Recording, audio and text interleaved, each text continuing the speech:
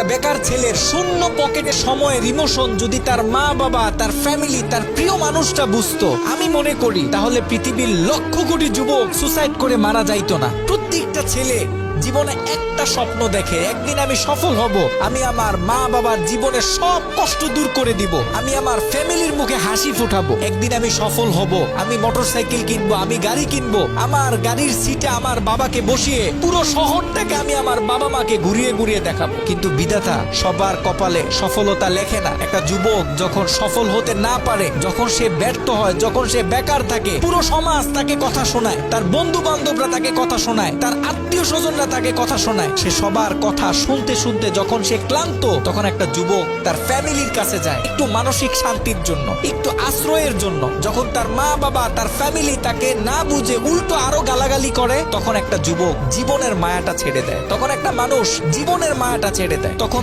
তার কাছে এই পৃথিবীতে বেঁচে থাকাটা মূল্যহীন মনে হয়। প্রত্যেকটা বাবাকে বলবো, আপনার ছেলে যখন অসফল, আপনার ছেলে যখন বেকার, সবার মতো আপনি তাকে কথা শোনায়েন না, কারণ আপনার ছেলের আপনি ছাড়া তো কেউ নাই। আপনার ছেলেকে বুকে টেনে নেন, তার খারাপ সময় তাকে সাপোর্ট করেন, দেখবেন আপনার ছেলে জীবনে এমন কিছু করবে যেটা আপনি কখনো কল্পনাও করতে পারেন নাই। প্রত্যেকটা মানুষের ভিতরে প্রতিভা লুকানো থাকে, প্রত্যেকটা মানুষই পারে এই যুগ জমানা পাল্টে দিতে। আপনি তাকে গালাগালি না করে, আপনি তাকে অতিরিক্ত শাসন না করে, তাকে মোটিভেশন দিন, দেখবেন সে জীবনে অনেক ভালো কিছু করবে।